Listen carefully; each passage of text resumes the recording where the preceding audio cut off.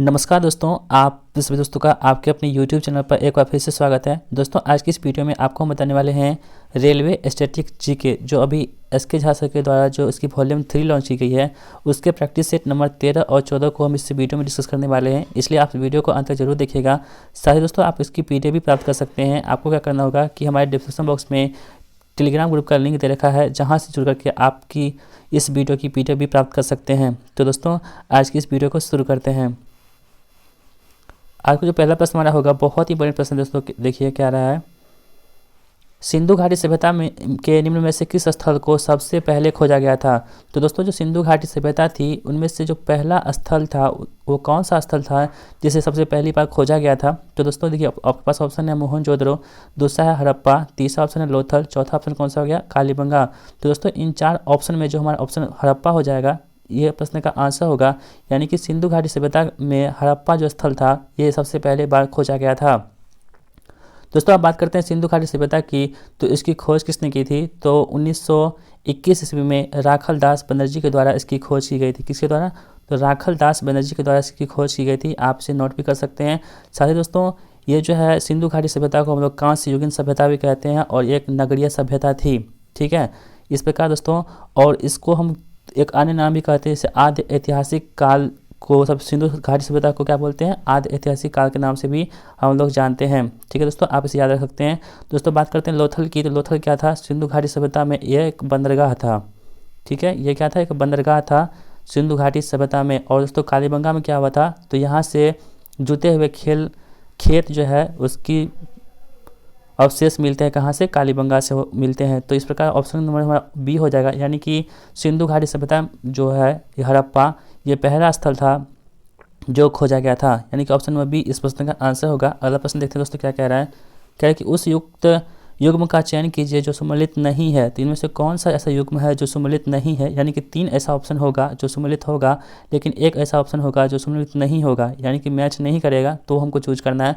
पहला देखिए कालाहारी मरुस्थल भारत में दे रखा है, दूसरा है ग्रेट विक्टोरिया मरुस्थल ऑस्ट्रेलिया में दे रखा है, तीसरा है पेटागोनियन मरुस्थल ये अर्जेंटीना में दे रखा है, और चौथा कौन सा हो गया? सहारा मरुस्थल जो अफ्रीकी महाद्वीप में दे रखा है। तो दोस्तों जो कालाहारी मरुस्थल हो जाएगा ये भारत में नहीं पाई जाती है, आप सबको पता होगा। ये कहाँ पाई जाती है? तो दक्षिण अफ्रीका देश में पाई जाती है कालाहारी मरुस्थल। ठीक है, तो उसके बाद जैसे कि ग्रेट विक्टोरिया मरुस्थल जो है ये ऑस्ट्रेलिया में पाई जाती है, बिल्कुल सही है। दूसरा है पेटागोनिया मरुस्थल, ये अर्जेंटीना में पाई जाती है, ये भी बात सही है। और सहारा मरुस्थल अफ्रीका महाद्वीप में पाई जाती है, ये बात भी बिल्कुल सही है। लेकिन जो कालाहारी मरुस्थल है ये भारत में नहीं पाई जाती है। ठीक है दोस्तों, ये कहाँ पाई जाती है? दक्षिण अफ्रीका में पाई जाती है। इस प्रकार ऑप्शन नंबर ए इस प्रश्न का आंसर हो जाएगा। अगला प्रश्न देखते हैं दोस्तों क्या कह रहा है। राष्ट्रपति किस समुदाय के 2 सदस्यों को लोकसभा में नामांकित करते थे जिसे 2020 से समाप्त कर दिया गया है? तो दोस्तों आप सबको पता होगा कि राष्ट्रपति के द्वारा लोकसभा में कुल 2 सदस्यों को मनोनीत किया जाता था और राज्यसभा में कितना? तो 12। लेकिन इस प्रावधान को अब जो है ख़त्म कर दिया गया है। तो पहले हमसे प्रश्न ये कह रहा है कि ऐसा कौन से व्यक्ति थे जिसको नामांकित किया जाता था? तो वो कौन से थे? एंग्लो इंडियन होते थे। ठीक है, तो इस प्रकार ऑप्शन नंबर ए सही हो जाएगा। यानी कि एंग्लो इंडियन को राष्ट्रपति के द्वारा मनोनीत किया जाता था लोकसभा में कितने? 2 को, और राज्यसभा में 12 लोगों को। ठीक है, लेकिन ये अब प्रावधान समाप्त कर दी गई है। यानी कि ऑप्शन नंबर ए इस प्रश्न का आंसर हो जाएगा। अगला प्रश्न देखिए दोस्तों क्या कह रहा है कि स्वनिर्बल्स है कितने बीट के बराबर होते हैं? दोस्तों स्वनिर्बल्स जो होती है वो कितने बीट के बराबर होते हैं? आपके पास ऑप्शन है 512, दूसरा है 200, तीसरा है 256 और चौथा कौन सा हो गया? 400। तो दोस्तों जो स्वनिर्बल्स होते हैं ये 400 बीट के बराबर होते हैं। आप इसे याद रखेंगे, बहुत ही ज़्यादा पूरे प्रश्न है, कई बार एग्जाम में प्रश्न पूछे जा चुके हैं, तो आप इसे याद रखेंगे। दोस्तों ये जितने भी प्रश्न है ये NTPC CBT 1 जो अभी हाल ही में हुए थे उनमें पूछे गए हैं, इसलिए आपके लिए बहुत इंपॉर्टेंट होंगे। इसलिए आप इस वीडियो को अंत तक जरूर देखते रहिएगा। ठीक है, देखिए 5वां प्रश्न क्या रहा है कि पर्वतों, पठारों और पहाड़ियों की ऊंचाइयों से निकलकर उनके ढालों से होते हुए नीचे स्थित घाटियों एवं मैदानों की बहने वाली निम्नपाती पवनों को क्या कहा जाता है? तो दोस्तों इसे क्या कहते हैं हम लोग? अवरोही पवनें कहते हैं। यानी कि 5 का ऑप्शन नंबर ए सही होगा। यानी क्या कहते हैं उसे? अवरोही पवनें कहते हैं, जो पहाड़ों, पठारों और पहाड़ियों से ऊंचाई से निकल करके ढालों में चलती है। अगला प्रश्न हमारा देखिए दोस्तों क्या कह रहा है कि BIOS का पूर्ण रूप क्या होता है? देखिए फ्रेंड्स आपके पास ऑप्शन है ब्राउजर इनपुट आउटपुट सिस्टम, दूसरा है ब्राउजर इनपुट ऑपरेटिंग सिस्टम, तीसरा है बेसिक इनपुट और आउटपुट सिस्टम, और चौथा ऑप्शन कौन सा हो गया? बेसिक इनपुट और ऑपरेटिंग सिस्टम। तो दोस्तों जो BIOS होता है इसका मतलब होता है बेसिक इनपुट और आउटपुट सिस्टम, ठीक है, इसे आप याद रखेंगे। ऑप्शन नंबर सी इस प्रश्न का आंसर होगा। BIOS मतलब बी से बेसिक होगा, आई से इनपुट हो गया, और से आउटपुट हो गया, एस से हो गया सिस्टम हो गया, ठीक है, यानी कि ऑप्शन नंबर सी इस प्रश्न का आंसर हो जाएगा। अगला प्रश्न देखिए दोस्तों क्या कह रहा है, 7वां प्रश्न है, अशोक महान किस वंश से संबंधित थे। दोस्तों बहुत इंपॉर्टेंट प्रश्न है, अशोक महान जो थे वो किस वंश से संबंधित थे, तो दोस्तों वो मौर्य वंश से संबंधित थे अशोक महान, इसे आप याद रखेंगे। ऑप्शन नंबर सी इस प्रश्न का आंसर होगा। अगला देखिए दोस्तों क्या कह रहा है, 8वां प्रश्न है कि निम्नलिखित में से किसका चित्र 200 रुपये के भारतीय नोट पर मुद्रित किया गया है, यानी कि 200 रुपये जो भारतीय नोट है उस पर किसका चित्र अंकित की गई है। देखिए आपका ऑप्शन है लाल किला, दूसरा है एलोरा की गुफाएं, तीसरा ऑप्शन है मंगलयान, चौथा ऑप्शन कौन सा गया, सांची का स्तूप। दोस्तों इन 4 ऑप्शन में जो हमारा सांची का स्तूप हो जाएगा, इस पर 200 रुपये का जो भारतीय नोट है इस पर इसका चित्र अंकित किया गया है, यानी कि ऑप्शन नंबर डी इस प्रश्न का आंसर होगा। अगला प्रश्न देखते हैं क्या कह रहा है कि लॉर्ड कर्जन द्वारा बंगाल विभाजन के निर्णय का वास्तविक कारण किसे माना जाता है। दोस्तों आपके पास ऑप्शन है बंगाली लोग अंग्रेजी पोशाक और भोजन का विरोध करते रहे थे, दूसरा ऑप्शन है सभी स्वतंत्रता सेनानी बंगाल से थे, तीसरा ऑप्शन है राष्ट्रीयता के केंद्र बिंदु को खंडित करना, चौथा कौन सा हो गया, बंगाल एक शिक्षा केंद्र के रूप में उभरा था। तो दोस्तों जो बंगाल विभाजन हुआ था कहाँ पर हुआ था, बंगाल में कब हुआ था, 1905 ईस्वी में, किसके द्वारा, तो लॉर्ड कर्जन के द्वारा ये हुआ था, ठीक है। तो लॉर्ड कर्जन के द्वारा जो हुआ था बंगाल विभाजन हुआ था, ठीक है, 1905 ईस्वी में। तो इसका कारण क्या था, तो इसका कारण क्या था कि राष्ट्रीयता का केंद्र बिंदु को खंडित करना इसका एक कारण था, महत्वपूर्ण कारण था, यानी कि ऑप्शन नंबर सी इस प्रश्न का आंसर हो जाएगा, ठीक है। दोस्तों बढ़ते हैं अगले प्रश्न की ओर। 10वां प्रश्न हमारा होगा, कह रहा है कि फारसी विद्वान अल-बेरूनी अफगानिस्तान और भारत पर हमले के दौरान किस आक्रमणकारी के साथ था। तो दोस्तों जो फारसी विद्वान थे अल-बेरूनी कहाँ के थे, फारस के थे, ठीक है। तो ये अफगानिस्तान तौर पर भारत पर हमले के दौरान किस आक्रमणकारी के साथ थे, तो किसके साथ थे, तो मोहम्मद गजनवी के साथ थे, ठीक है दोस्तों। और मोहम्मद गजनवी के ये क्या करते थे, तो अधिक से अधिक जो है मंदिरों को लूटते थे, ठीक है। ऑप्शन नंबर ए इस प्रश्न का आंसर होगा। अगला देखिए दोस्तों कह रहा है कि निम्नलिखित में से कौन सा कंप्यूटर वायरस नहीं है, ठीक है। यहाँ पे कंप्यूटर वायरस नहीं कह रहा है, तो कौन सा ऐसा जो है वो कंप्यूटर वायरस नहीं है, लेकिन मूल रूप से कंप्यूटर भाषा है। आपके पास ऑप्शन है पाइथन, दूसरा है कोलरोड, तीसरा है सेंसर, चौथा ऑप्शन कौन सा हो गया, कॉन्फ़िगर। तो दोस्तों जो मूल रूप से कंप्यूटर भाषा है लेकिन वो वायरस नहीं है, तो वो कौन सा हो गया, पाइथन जो है ये मूल रूप से एक प्रकार की कंप्यूटर भाषा है लेकिन ये वायरस नहीं है। ऑप्शन नंबर ए एक प्रश्न का आंसर होगा। अगला प्रश्न देखिए क्या कह रहा है कि भारत छोड़ो आंदोलन का आरंभ अखिल भारतीय कांग्रेस समिति के डैश अधिवेशन में किया गया था। तो दोस्तों जो भारत छोड़ो आंदोलन हुआ था कब हुआ था, तो 9 अगस्त 1942 ईस्वी को भारत छोड़ो आंदोलन होती है, ठीक है। कब होती है, भारत छोड़ो आंदोलन हुई थी, कब हुई थी, 9 अगस्त 1942 ईस्वी को भारत छोड़ो आंदोलन होती है। ये भारतीय कांग्रेस समिति की जो अधिवेशन था वो बॉम्बे अधिवेशन में किया गया था, ठीक है। बॉम्बे अधिवेशन में किया गया था भारत छोड़ो आंदोलन, ठीक है। इसे हम क्या बोलते हैं, क्विक इंडिया मूवमेंट के नाम से भी जानते हैं, ठीक है। तो ऑप्शन नंबर डी इस प्रश्न का आंसर हो जाएगा। अगला प्रश्न देखिए दोस्तों क्या कह रहा है, बहुत ही बड़ा प्रश्न है। कह रहा है कि निम्नलिखित में से कौन सा शाकनाशी है, तो कौन सा शाकनाशी है। आपके पास ऑप्शन है BHT, दूसरा है 2,4-D, तीसरा ऑप्शन है DDT, चौथा ऑप्शन कौन सा हो गया, एल्ट्रीन। तो दोस्तों इन 4 ऑप्शन में जो 2,4-D है ये एक शाकनाशी है, यानी कि ऑप्शन नंबर बी इस प्रश्न का आंसर हो जाएगा।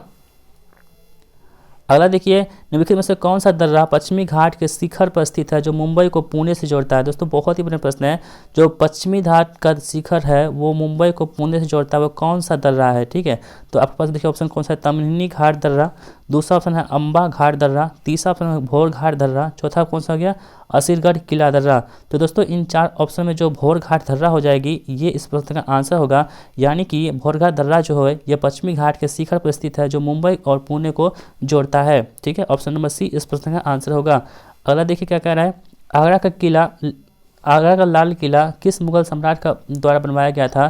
तो दोस्तों जो लाल किला है आगरा में, ठीक है, वो किसके द्वारा बनाया गया था।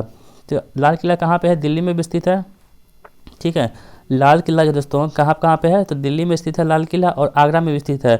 तो आगरा में जो लाल किला है उसको किसने बनवाया था, किस मुगल सम्राट ने बनवाया था। तो आपके पास ऑप्शन है जहांगीर के द्वारा, दूसरा है बहादुर शाह जफर, तीसरा है शाहजहां और चौथा ऑप्शन कौन सा हो गया, अकबर। तो दोस्तों जो आगरा का लाल किला है ये अकबर के द्वारा बनवाया गया था, ठीक है। आपसे याद रखेंगे कि आगरा का लाल किला किसने बनवाया था, तो अकबर के द्वारा बनवाया गया था। ऑप्शन नंबर डी इस प्रश्न का आंसर होगा। अगला देखिए दोस्तों क्या कह रहा है, 16वां प्रश्न है, निम्नलिखित में से कौन सी रेलवे लाइन अरब सागर के समांतर चलती है। तो दोस्तों कौन सी रेलवे लाइन जो है जो अरब सागर के समांतर चलती है। पहला ऑप्शन है मध्य रेलवे, दूसरा है पश्चिमी रेलवे, तीसरा ऑप्शन है दक्षिणी रेलवे और चौथा ऑप्शन कौन सा हो गया, कोंकण रेलवे। तो दोस्तों इन 4 ऑप्शन में जो हमारा कोंकण रेलवे हो जाएगा यह प्रश्न का आंसर होगा, यानी कि कोंकण रेलवे जो है ये रेलवे लाइन अरब सागर के समांतर चलती है, ठीक है। तो अरब सागर समांतर कौन चलती है, तो कोंकण रेलवे जो है ये अरब सागर के समांतर चलती है, आपसे याद रखेंगे। अगला देखिए दोस्तों 17वां प्रश्न कह रहा है कि निम्नलिखित में से कौन सा दर्रा महाराष्ट्र में स्थित नहीं है। ठीक है, तो कहाँ पे नहीं है, यानी कि ऐसा 4 ऑप्शन में से 3 ऐसे ऑप्शन होंगे जिसमें महाराष्ट्र में दर्रा पाए जाएंगे, लेकिन एक ऐसा ऑप्शन होगा जो दर्रा महाराष्ट्र में नहीं पाए जाएंगे, तो हमको उसी को चूज करना है जो महाराष्ट्र में नहीं पाए जाएंगे। तो पहला ऑप्शन देखिए तहमिनी घाट दर्रा, दूसरा ऑप्शन है अम्बा घाट दर्रा, तीसरा ऑप्शन कौन सा गया भोर घाट दर्रा, और चौथा ऑप्शन कौन सा हो गया असीरगढ़ किला दर्रा। तो दोस्तों इन 4 ऑप्शन में जो असीरगढ़ किला दर्रा हो जाएगी ये महाराष्ट्र में स्थित नहीं है, जबकि तहमिनी घाट दर्रा, अम्बा घाट दर्रा, भोर घाट दर्रा ये तीनों जो है महाराष्ट्र में स्थित दर्रे हैं, इसे आप याद रख सकते हैं।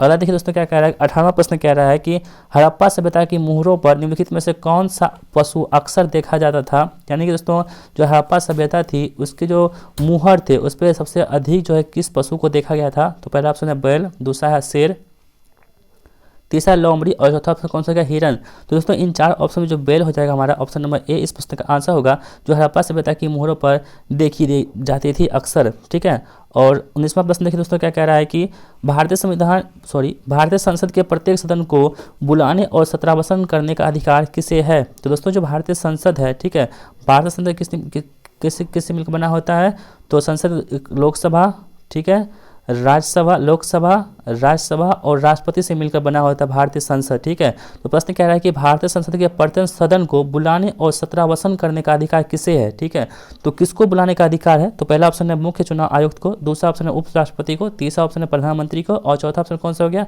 राष्ट्रपति को। तो दोस्तों जो भारतीय संसद के प्रत्येक सदन को बुलाने का अधिकार जो होता है किसे होता है, राष्ट्रपति को होता है। ठीक है, और संयुक्त अधिवेशन जो होती है दोस्तों, ज्वाइंट जो अधिवेशन होती है, संयुक्त अधिवेशन को प्रश्न पूछता है कि संयुक्त अधिवेशन को कौन बुलाता है। तो दोस्तों बुला सकता है राष्ट्रपति, लेकिन उसकी अध्यक्षता कौन करेगा, तो उसकी अध्यक्षता करेगा लोकसभा स्पीकर करेगा। ठीक है, और वर्तमान लोकसभा स्पीकर कौन है, तो ओम बिरला वर्तमान में अभी लोकसभा के स्पीकर हैं, आप इसे याद रखेंगे। और राष्ट्रपति कौन है, तो रामनाथ कोविंद है हमारे देश के वर्तमान में राष्ट्रपति, आप इसे भी याद रखेंगे।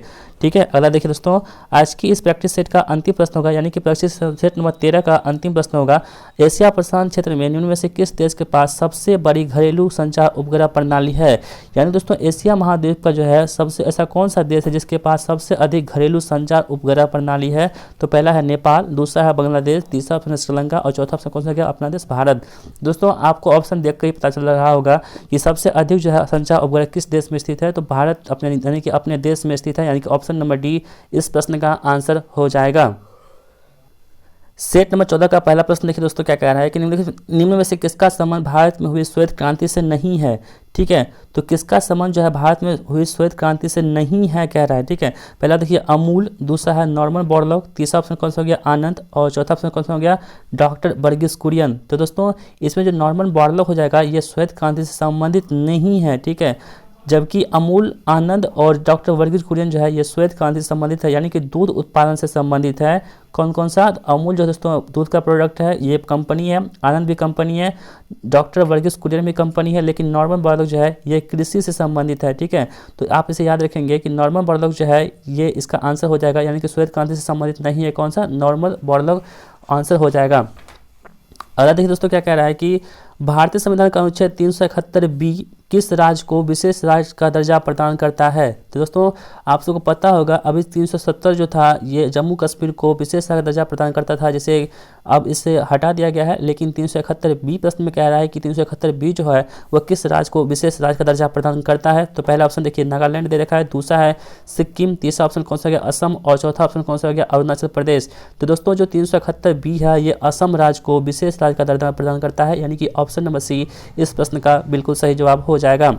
अगला प्रश्न देखिए दोस्तों क्या कह रहा है, तीसरा प्रश्न देखिए क्या कह रहा है, कह रहा है कि उस नेता का नाम बताइए जिसने पहली बार 1930 में मुस्लिमों के लिए अलग देश का विचार प्रकट किया था। तो दोस्तों 1930 की बात हो रही है, तो वो कौन सा ऐसा नेता था जिसने सबसे पहली बार मुस्लिमों के लिए अलग देश का विचार प्रकट किया था। ठीक है, आप यहाँ दोस्तों कन्फ्यूज हो जाइएगा इस प्रश्न में, हमको पता है, लेकिन आपको कन्फ्यूज नहीं होना है फ्रेंड्स। यहाँ देखिए ऑप्शन कह रहा है कि M.R. जयकर, दूसरा ऑप्शन है सर मोहम्मद इकबाल, तीसरा ऑप्शन है जवाहरलाल नेहरू, और चौथा ऑप्शन कौन सा हो गया मोहम्मद अली जिन्ना। तो दोस्तों आपको लगता होगा कि मोहम्मद अली जिन्ना इस प्रश्न का आंसर होगा, लेकिन आप गलत हैं दोस्तों, लेकिन यहाँ आंसर हो जाएगा M.A. जयकर। आप सब दोस्तों को बहुत ऐसे फ्रेंड्स होंगे जिनको लगता होगा कि मोहम्मद अली जिन्ना इस प्रश्न का आंसर होगा, लेकिन ये प्रश्न का आंसर M.A. जयकर होगा, सॉरी M.R. जयकर होगा। यानी कि M.R. जयकर एक ऐसे नेता थे जो पहली बार 1930 में मुस्लिमों के लिए अलग देश का विचार प्रकट किया था। ठीक है, अगला प्रश्न देखते दोस्तों। इक्वेटोरियल प्लेट पर कोशिका के केंद्र में गुणसूत्रों का संरेखन माइटोसिस के किस चरण का गठन करता है? तो दोस्तों आपका ऑप्शन है टेलोफेज, दूसरा है प्रोफेज, तीसरा ऑप्शन है कौन सा गया मेटाफेज, और चौथा ऑप्शन कौन सा हो गया एनाफेज। तो दोस्तों इन 4 ऑप्शन में जो हमारा मेटाफेज हो जाएगा, ये जो है ये चरण है किसका? तो इक्वेटोरियल प्लेट पर कोशिका के केंद्र में गुणसूत्रों का संरेखन माइटोसिस के कारण जो होती है ये चरण जो होता है ये गठन करता है। ठीक है, ऑप्शन नंबर सी इस प्रश्न का आंसर हो जाएगा। अगला देखते हैं दोस्तों क्या कह रहा है, 5वां प्रश्न देखो क्या कह रहा है, बहुत इंपॉर्टेंट है। लॉर्ड चैम्सफोर्ड ने 1919 में जालियांवाला बाग की घटना की जांच के लिए किस समिति का गठन किया था? ठीक है दोस्तों, पहला ऑप्शन देखिए हर्सल समिति, दूसरा ऑप्शन कौन सा हो गया मैक्स लुगुन समिति, तीसरा ऑप्शन है मुदलिन समिति, और चौथा ऑप्शन कौन सा हो गया हंटर समिति। तो दोस्तों इन 4 ऑप्शन में जो हंटर समिति हो जाएगा, यानी कि ऑप्शन नंबर डी इस प्रश्न का आंसर होगा। जो हंटर समिति जो है जालियांवाला बाग हत्याकांड की जो जाँच करने के लिए बनाई गई थी। ठीक है दोस्तों, ये कब हुआ था? 13 अप्रैल 1919 को जालियांवाला बाग हत्याकांड होती है। ठीक है, ये कहाँ पड़ता है? तो पंजाब के अमृतसर में जालियांवाला बाग पड़ता है। ठीक है दोस्तों, आप इसे याद रखेंगे। और उस वक्त जो ब्रिटिश रूल कर रहे थे वो कौन थे? जनरल ओ डायर थे। ठीक है, इसे भी आप याद रख सकते हैं। अगला प्रश्न देखते तो क्या कह रहा है, 6ठा प्रश्न देखिए दोस्तों। लॉर्ड डलहौजी ने भारतीय राज्यों को हड़पने के लिए निम्नलिखित में से कौन सी नीति अपनाई थी? ठीक है, तो भारतीय राज्य को हड़पने के लिए जो है किसने हड़पा था? तो लॉर्ड डलहौजी ने हड़पा था। ठीक है, तो हमसे प्रश्न कह रहा है कि लॉर्ड डलहौजी ने भारतीय राज्यों को हड़पने के लिए निम्नलिखित में से कौन सा नीति अपनाई थी? ठीक है, पहला ऑप्शन देखिए साझा गठबंधन की नीति, दूसरा है व्यक्तिगत के सिद्धांत, तीसरा है अस्थायी बंदोबस्त, और चौथा कौन सा क्या लॉर्ड एक्ट। दोस्तों जो आंसर होगा हमारा ऑप्शन नंबर बी, यानी कि व्यक्तिगत का सिद्धांत जो है ये अपनाया गया था किसके द्वारा? तो लॉर्ड डलहौजी के द्वारा। किसके लिए? तो भारतीय राज्यों को हड़पने के लिए। ठीक है, यानी कि ऑप्शन नंबर बी इस प्रश्न का बिल्कुल सही जवाब हो जाएगा, इसे आप याद रखेंगे। अगला देखिए दोस्तों क्या कह रहा है, 7वां प्रश्न है एपिग्राफी का क्या अभिप्राय है? दोस्तों अभी एपिग्राफी किसे कहते हैं? पहला ऑप्शन देखिए कंकालों का अध्ययन है, दूसरा है शिलालेखों का अध्ययन, तीसरा ऑप्शन है मानचित्रों का अध्ययन, चौथा ऑप्शन कौन सा हो गया सिक्कों का अध्ययन। तो दोस्तों जो सिक्कों का अध्ययन होता है उसे क्या बोलते हैं? न्यूमिस्मेटिक्स बोलते हैं। इसे आप याद रखेंगे कि सिक्कों का अध्ययन क्या करते हैं? न्यूमिस्मेटिक्स के अंतर्गत हम लोग क्या करते हैं तो सिक्कों का अध्ययन किया जाता है। लेकिन यहाँ पे प्रश्न कह रहा है कि एपिग्राफी का क्या अभिप्राय है? तो एपिग्राफी जो होती है किसमें करते हैं हम? शिलालेखों के अध्ययन से संबंधित है, यानी कि ऑप्शन नंबर बी इस प्रश्न का आंसर होगा कि एपिग्राफी में क्या अभिप्राय है? शिलालेखों का अध्ययन किया जाता है एपिग्राफी के द्वारा। अगला देखिए दोस्तों क्या कह रहा है कि 8वां प्रश्न है प्राचीन भारतीय इतिहास के सबसे महत्वपूर्ण शासकों में से एक चंद्रगुप्त द्वितीय की पुत्री का नाम क्या था? तो दोस्तों जो चंद्रगुप्त द्वितीय है उसकी पुत्री का नाम क्या था? ये दोस्तों एनटीपीसी CBT 1 में प्रश्न पूछे जा चुके हैं। ठीक है, तो आप इसे याद रखेंगे कि एनटीपीसी तो चंद्रगुप्त द्वितीय की पुत्री का नाम क्या था? प्रभावती गुप्त था। ठीक है, ऑप्शन नंबर डी इस प्रश्न का आंसर होगा कि भारतीय इतिहास के सबसे महत्वपूर्ण शासकों में से एक चंद्रगुप्त द्वितीय की पुत्री का नाम क्या था? प्रभावती गुप्त था। ऑप्शन नंबर डी इस प्रश्न का आंसर होगा। अगला देखिए हड़प्पा सभ्यता का कौन सा शहर विशिष्ट रूप से मणके बनाना, सीप काटना, धातुओं की वस्तु बनाना, मुहर बनाना और तराजू का निर्माण करना आदि कार्यों का सहित शिल्प उत्पादन के लिए समर्पित था? दोस्तों इतने काम कौन से जगह थे, कौन सा शहर था जिसके अंदर ये सब किया जाता था? तो ऑप्शन देखिए कौन सा है हमारे पास? मोहनजोदड़ो, दूसरा नागेश्वर, तीसरा है हड़प्पा और चौथा कौन सा? चंद्रहुदड़ो। दोस्तों इन सभी कामों को किसके अंदर किया जाता था? चंद्रहुदड़ो शहर में किया जाता है, यानी कि ऑप्शन नंबर डी जो है इस प्रश्न का आंसर हो जाएगा। अगला प्रश्न देखेंगे दोस्तों, 10वां प्रश्न है देखिए उन गुफाओं का नाम बताइए जो पश्चिमी घाट में धरापुरी नामक द्वीप पर स्थित है जिसने 1987 में यूनेस्को द्वारा विश्व धरोहर का दर्जा प्रदान किया गया है। तो दोस्तों इसका आंसर कौन सा होगा? एलिफेंटा की गुफाएं जो है इस प्रश्न का आंसर होगा, यानी कि 1987 में एलिफेंटा की गुफाएं को यूनेस्को द्वारा विश्व धरोहर में शामिल किया गया था। आप इसे भी याद रख सकते हैं। इस प्रकार आपको भी प्रश्न पूछे जा सकते हैं। दोस्तों 11वां प्रश्न होगा उदयन ने मगध की राजधानी को किस शहर से हटाकर पाटलिपुत्र में स्थानांतरित किया था? दोस्तों उदयन जो थे ये क्या कहते हैं मगध की राजधानी को जो है कहाँ से? राजगिरी से हटा करके कहाँ रख दिए थे? पाटलिपुत्र में स्थानांतरित कर दिए थे। यानी कि उदयन ने क्या किया था कि मगध की राजधानी कहाँ थी? पहले राजगिरी थी, लेकिन उसको हटा करके कहाँ कर दिया था? पाटलिपुत्र कर दिया था। तो हमसे प्रश्न ये कह रहा था कि उस शहर का नाम बताइए जहां से उदयन ने मगध की राजधानी को हटा करके पाटलिपुत्र स्थानांतरित किया था। तो वो शहर कौन सा होगा? राजगीर हो जाएगा, यानी कि ऑप्शन नंबर डी इस प्रश्न का आंसर हो जाएगा। अगला दोस्तों क्या कह रहा है 12वां प्रश्न हमारा होगा, बहुत ही ज़्यादा इंपॉर्टेंट प्रश्न है। कह रहा है कि कतेन एवं दहन कृषि प्रणाली को भारत के किस राज्य में बेबर के रूप में जाना जाता है। ठीक है, तो बेबर के रूप में किस में जानते हैं। तो ऑप्शन देखिए मध्य प्रदेश, दूसरा है झारखंड, तीसरा ऑप्शन आंध्र प्रदेश और चौथा ऑप्शन कौन सा हो गया राजस्थान। दोस्तों इन 4 ऑप्शन में जो मध्य प्रदेश हो जाएगा हमारा आंसर होगा, यानी कि कतेन और दहन जो होती है कृषि प्रणाली, ये मध्य प्रदेश राज्य में बेबर के रूप में जानी जाती है, यानी कि ऑप्शन नंबर ए इस प्रश्न का आंसर हो जाएगा। अगला देखिए दोस्तों क्या कह रहा है, बहुत ही ज़्यादा इंपोर्टेंट प्रश्न है। अंतर्राष्ट्रीय न्यायालय के न्यायाधीश कितने वर्षों के लिए निर्वाचित किए गए जाते हैं। तो दोस्तों जो अंतर्राष्ट्रीय न्यायालय के न्यायाधीश होते हैं कुल 9 वर्षों के लिए निर्वाचित की जाती है, यानी कि यदि उसका एक बार निर्वाचन हो जाता है तो वो कुल 9 साल तक जो है अपने पद पर बने रहते हैं। ठीक है, यानी कि ऑप्शन नंबर डी इस प्रश्न का आंसर होगा। अगला दोस्तों क्या कह रहा है, निम्नलिखित में से कौन सा शॉर्टकट किसी फाइल को कॉपी करके डेस्कटॉप पर पेस्ट करने के लिए प्रयोग किया जाता है। तो दोस्तों जो शॉर्टकट है वो कौन सा हो जाएगा, Ctrl+C + Ctrl+V जो होती है ये क्या करती है, कॉपी पेस्ट करने का काम आता है। ठीक है, इसे आप याद रखेंगे। प्रश्न कह रहा था कि ऐसा कौन सा शॉर्टकट की है जो फाइल को कॉपी करने और डेस्कटॉप पर पेस्ट करने के लिए इसका प्रयोग करते हैं। तो C से कॉपी होता है, V से क्या होता है, पेस्ट कर देते हैं हम लोग। तो Ctrl+C हम क्लिक करेंगे तो हमारा क्या हो जाएगा, कोई भी चीज़ है डाटा वो कॉपी हो जाएगा, और Ctrl+V करेंगे तो उसको हम क्या करेंगे, पेस्ट कर सकते हैं, यानी कि ऑप्शन नंबर ए जो है इस प्रश्न का आंसर हो जाएगा। अगला देखिए दोस्तों क्या है, 15वां प्रश्न है, निम्नलिखित में से किसका उपयोग धातु के खंडों में दरारों और दोषों का पता लगाने के लिए किया जाता है। ठीक है, देखिए अनुगणन, दूसरा है प्राध्वनिक, तीसरा है प्रतिध्वनिक, चौथा कौन सा हो गया, साउंड नेविगेशन एनर्जी, यानी कि रडार, यहाँ पे इसका मतलब हुआ रडार। लेकिन दोस्तों यहाँ पे जो ऑप्शन नंबर बी जो हो जाएगा, यानी कि प्राध्वनिक जो है इस प्रश्न का आंसर होगा कि प्राध्वनिक का उपयोग जो होती है धातु के खंडों में दरारों और दोषों का पता लगाने के लिए किया जाता है। ठीक है, ऑप्शन नंबर बी इस प्रश्न का आंसर होगा। अगला देखिए दोस्तों क्या कह रहा है, 16वां प्रश्न है, भारत में रेगुड़ मिट्टी का दूसरा नाम क्या है। दोस्तों रेगुड़ मिट्टी का दूसरा नाम क्या होता है, काली मिट्टी होता है, यानी कि अब काली मिट्टी किधर है, ऑप्शन नंबर डी में है, यानी कि काली मिट्टी जो होती है रेगुड़ मिट्टी का दूसरा नाम होता है। ठीक है, इसे आप याद रखेंगे। या आपसे प्रश्न ये भी कर सकता है कि काली मिट्टी का दूसरा नाम क्या है, तो रेगुड़ मिट्टी, और रेगुड़ का क्या है, काली मिट्टी। ठीक है, ऐसे भी प्रश्न बनते हैं, आपसे याद रखेंगे। अगला देखिए दोस्तों क्या है, 17वां प्रश्न है, निम्नलिखित में से कौन सा विषय समवर्ती सूची में के अंतर्गत आती है। ठीक है, समवर्ती सूची मतलब ये हुआ कि जिसमें ऐसा सूची जिसके अंतर्गत केंद्र सरकार और राज्य सरकार दोनों का उसमें भागीदारी होगी, तो वो कौन सा सूची है जिसके अंतर्गत ये आती है। तो देखिए पहला ऑप्शन है वन, दूसरा है पुलिस, तीसरा है व्यापार और चौथा ऑप्शन कौन सा, रक्षा। दोस्तों जो वन है, वन के अंतर्गत क्या होती है, समवर्ती सूची के अंतर्गत आती है, जिसपे केंद्र सरकार और राज्य सरकार दोनों अपने अपने कानून लगाती है। ठीक है, अगला देखिए दोस्तों क्या कह रहा है, 18वां प्रश्न है, निम्नलिखित में से कौन सा स्थान वहाँ स्थित दर्रे के साथ सम्मिलित नहीं है। ठीक है, देखिए बनिहाल दर्रा पीर पंजाल में स्थित है। ठीक है, दूसरा है जलेपला जांस्कर, तीसरा जोजिला बिरहद हिमालय, और चौथा ऑप्शन कौन सा हो गया, खांदुला ये लद्दाख पर्वत श्रेणी।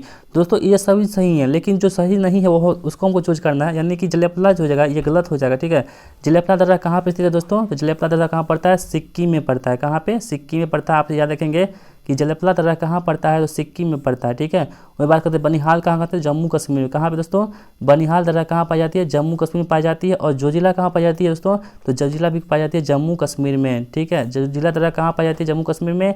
जलेपला कहाँ पाती है, सिक्किम में। और बनिहाल कहाँ पड़ता है, जहाँ जम्मू कश्मीर में। लेकिन खारदुंगला दर्रा जो कहाँ पड़ती है, लद्दाख में पाई जाती है। ठीक है, तो यहाँ पे जो मेल नहीं खाता था, कौन नहीं खाता था, जलेपला जो है ये मेल नहीं खाता था, यानी कि ऑप्शन नंबर बी इस प्रश्न का आंसर होगा। अगला देखिए दोस्तों क्या कह रहा है, गर्मियों के मौसम की शुरुआती रात के दौरान जो तारामंडल दिखाई देता है उसे क्या कहा जाता है। तो दोस्तों से क्या बोलते हैं, हम सप्तऋषि मंडल कहते हैं। जो गर्मियों के समय जो तारामंडल दिखाई देता है उसे हम क्या बोलते हैं, सप्तऋषि मंडल कहते हैं। ठीक है, इसे आप याद रखेंगे। और दोस्तों आज की इस वीडियो का लास्ट जो प्रश्न हमारा होगा, यानी कि 20वां प्रश्न होगा, निम्नलिखित में से किस स्थान पर गौतम बुद्ध ने आत्मज्ञान की प्राप्ति की थी। दोस्तों बहुत ही इंपॉर्टेंट प्रश्न है, जो गौतम बुद्ध ने आत्मज्ञान की प्राप्ति की थी वो कौन सा स्थान था।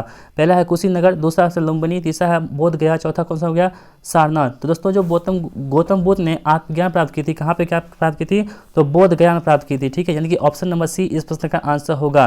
तो दोस्तों इस प्रकार हमारा सेट नंबर 13 और 14 यहीं समाप्त होती है। आशा करता हूं दोस्तों आपको ये वीडियो पसंद आई होगी। दोस्तों जब आपको हमारी वीडियो पसंद आती है प्लीज़ आप हमारे चैनल को भी सब्सक्राइब कर लीजिएगा, और इसी तरह के इंपॉर्टेंट वीडियो देखने के लिए आप चैनल के बेल आइकन को प्रेस कर लीजिएगा, जिससे कि हमारी जितनी भी वीडियो अपलोड हो उसको आप देख करके लाभ उठा सके और एग्जाम में आपको एग्जाम के खोपड़ी में छेद करके आ सके। तो दोस्तों मिलते हैं नेक्स्ट वीडियो में, तब तक के लिए देखते रहिए हमारे चैनल अंडरस्टूड स्टडी को। जय हिंद, वंदे मातरम।